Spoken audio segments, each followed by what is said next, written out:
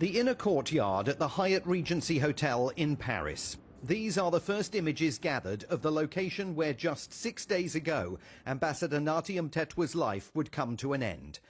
The courtyard is still sealed by police. Even the hotel's staff are not permitted to go there. The hotel will, of course, serve as a central focus for the South African police investigation team. They will want to visit its 22nd floor and the room the ambassador booked and in which he spent his final hours. It will look exactly like this one. The ambassador's wife told Newsroom Africa that French police say the bed in the room was entirely untouched. Did not even look as though it had been sat on, she says. And it is agreed that the ambassador forced the narrow sliver of his window so that it opened fully rather than being restricted by a window lock. He possibly used a pair of scissors found at the scene by French police. Those police have reviewed the hotel's CCTV footage and found no evidence that anyone followed the ambassador into the hotel, up to his room, nor was there anyone waiting for him upon his arrival. As to when the room was booked, the ambassador's brother-in-law, Dr. Sfiso Buthelezi, told Newsroom Africa last week that the reservation was first made on September the 15th, and that the ambassador planned a two-night stay on September the 27th and 28th. The ambassador's name was only mentioned in testimony at the Madlanga Commission of Inquiry on September the 19th. So when he first booked the room, if that September the 15th date is accurate, he would not have known that he was being accused of political interference in police activities when he served as Minister of Police in President Jacob Zuma's government.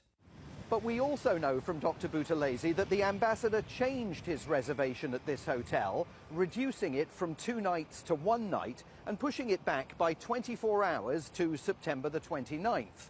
What we don't know is when that change occurred and whether it took place before or after the ambassador's name came up at Madlanga.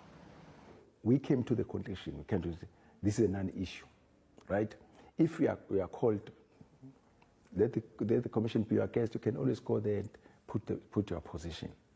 Nathi Mthethwa, according to the ambassador's brother-in-law, was entirely untroubled by the references to him at Madlanga, and when they talked about it, indicated he would be happy to answer questions, but neither a formal nor informal invitation had come. So he had, in his mind, nothing to fear from eventually being required to testify at the commission. He wasn't worried that in any sense, the walls were closing in, as some people have suggested. He was not worried about it. Ambassador Mthethwa had dealt with even more difficult things. The family and staff who work here at the South African Embassy in Paris say that in the final weeks of his life there was no indication of any depression or other anguish that was troubling the ambassador. In fact, they say, he was relishing his life as South Africa's top diplomat in this all-important G7 nation. On September the 19th, just 10 days before his disappearance, Nathi Mthethwa joined a group of other ambassadors in Monaco, the principality on the French Riviera. There he presented his ambassadorial credentials to Prince Albert, a trip that, according to Mrs. Mthethwa, both of them thoroughly enjoyed. He was also South Africa's official representative at UNESCO and was busy working with the United Nations Education, Science and Cultural Organization on priorities for the upcoming G20 summit to be held next month in Johannesburg. On September the 24th, the ambassador was, according to all witnesses, in a joyful mood as he shared some traditional Zulu dance moves with a group of French children to celebrate South Africa's Heritage Day. Less than a week later, the man seen in this video dancing would plunge to his death out of the Hyatt Regency's window. In the next few days, members of the Mthethwa family travelling to Paris from South Africa will visit the inner courtyard and engage in the traditional act of fetching his spirit, allowing his remains then to return home.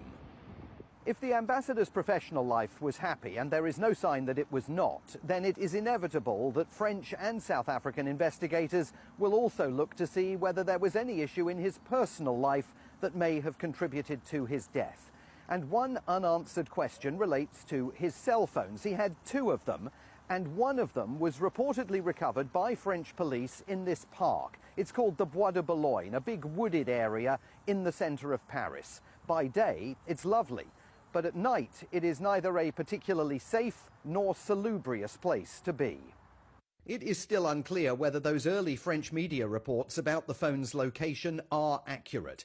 And the family says at no point did Nathi Mthethwa share any kind of personal crisis or mental anguish with any of them. When you go through hard times, everybody goes through hard times, but we always find solace in each other, if you get what I mean. So I'm saying I would have expected him to at least say, hey, there's this thing I'm going, because that has happened in other times when you go through some challenges, we always talk about them. So I'm saying it came to me as a complete surprise, and I didn't want to accept it.